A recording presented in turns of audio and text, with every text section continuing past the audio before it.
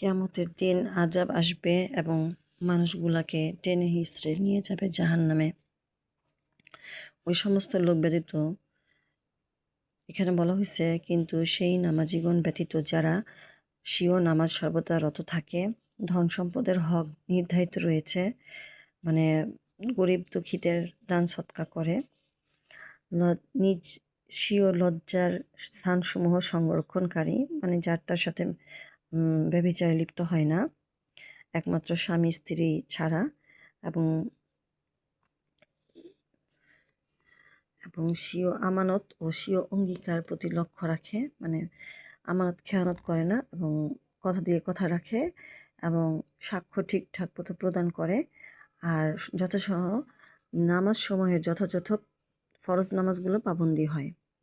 ইহারাই জান্নাতে যাবে, বাকি সব জাহান্নামে।